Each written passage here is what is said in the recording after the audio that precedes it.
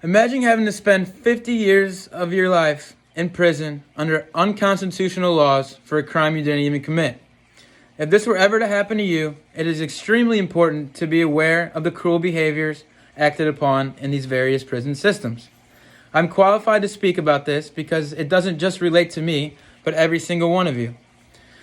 Our government should perform regulations on our prison systems in which injustice can be eliminated and prisoners can grow and learn instead of becoming more of a criminal. Prison systems change the inmates' lives and does not follow any sense of growth or improvement. They are also composed of incredibly harsh conditions. Examples of these harsh conditions include unsanitary conditions, harm from other inmates, abuse from security guards, lack of privacy and comfort, extreme punishment for minimal cause. As stated in the Penal Reform International 2020, it deprives someone of their liberty and impacts on certain other rights, such as freedom of movement, which are the inevitable consequences of imprisonment. This shows that the basic rights are taken away by the prison systems regardless of the previous crimes committed. A leading cause behind the predicaments is the overcrowding of most prisons. The Penal Reform International 2020 states, prisons in over 124 countries exceed their maximum capacity rate, which results in violence, higher death rates, a lack of health care, and a lack of rehabilitation services. These are major problems that should be remedied, especially now in relation to COVID-19. The pandemic has helped our efforts towards prison reforms by exposing the need to reduce overcrowding and improve conditions on a global scale. You may be wondering, how exactly can we reform our prison systems toward a healthier lifestyle for inmates? We can begin by enforcing healthy activities in which prisoners can laugh and become a better person, get to know each other, rather than becoming more of a criminal in order to survive the conditions. In addition, we can provide educational services in which our prisoners can grow as individuals and become more of a value to their community. This would be a much better decision than our current situation, where they are locked up with no hope for improvement or change. With reference to my questionnaire, 100% of you agreed with this approach of education. Prisoners are set up for failure when released. No job, no money, and they must resort back to crime to make ends meet.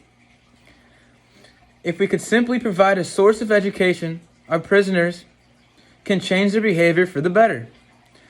The ultimate goal for the betterment of our society would be for them to leave prison with an opportunity to make an honorable living.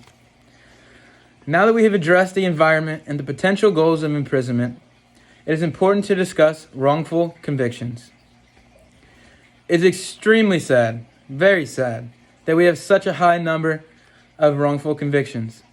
Imagine if you spent 20 plus years for a crime that you didn't even commit. I'm aware of each and one of your reactions because you all responded in the questionnaire that you would all be angry about this. Let me put it in perspective for you. Archie Williams spent 37 years of his life in prison for a crime he never even committed.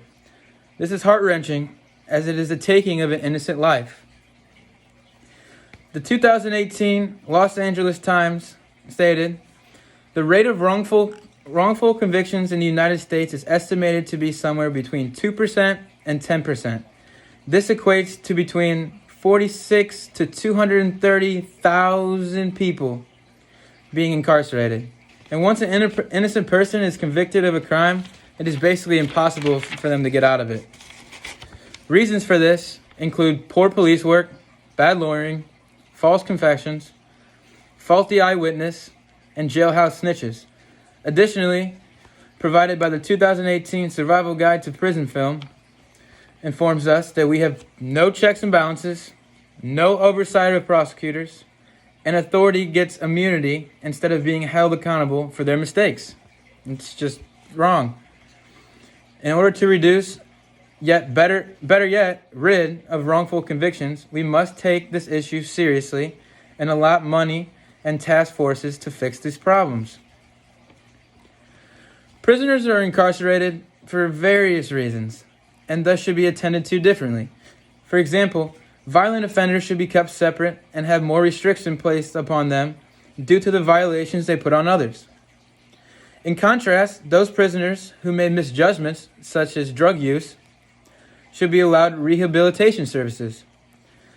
Addressed on the Law Spec 2020 article of Injustice in Our Prison Systems, the author suggests, instead of throwing nonviolent drug users into a prison's population, why not set up some sort of self-funded rehab system?